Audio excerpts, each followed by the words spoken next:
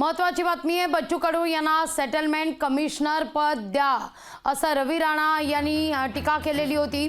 बच्चू कडू तोडी बहादर आहे असं देखील रवी राणा म्हणाले होते। रवी राणांच्या या वक्तव्यावर बच्चू कडू आता आक्रमक झालेले आहेत। रवी राणांना कोर्टात खेचणार असल्याचं बच्चू कडू म्हणताय।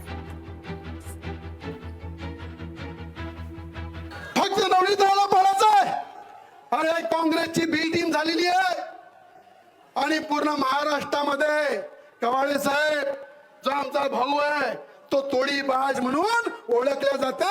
त्याला सेटलमेंट कमिशनरचे एखादं पद असेल तर द्यावं लागते। जिथं कुठं पैशाचा मामला आला तर मदत पडते आणि त्याचं सेटलमेंट करते। आणि मला सांगते, अमरावतीमध्ये आमदार बच्चू कडू आणि आमदार रवी राणामध्ये चांगले जुंपले। आज जर पाहिलं तर आमदार रवी राणांनी बच्चू कडू यांच्यावर गंभीर स्वरूपाचे आरोप केलेला आहे आणि यावरच प्रत्युत्तर देण्यासाठी आहे सुद्धा आपल्यासोबत बच्चू कडू आहे। भाऊ सांग, काय सांगणार, काय प्रत्युत्तर? पण मला वाटतं तो तोडीबाज आहे, एखादी तोडीबाज त्याला सांगावं एकाचा असेल तर, आणि त्याच्याकडे जर पुरावे नसेल तर 26 नंतर आम्ही जाहीर करू हा कितीचा आहे म्हणून।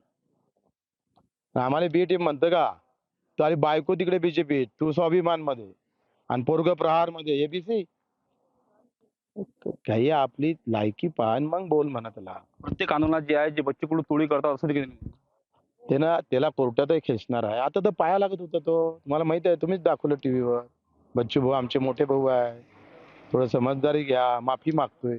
2 दिवस माफी मागतोय अगोदर। एवढं लबाड तर मी पाहिलंच नाही कुठं। काँग्रेसची बी टीम आहे असं देखील बस मला वाटतं त्याच्यात तो आमच्या लायकीचा नाही आहे, तुम्ही त्याचं काही चिंता करू नका।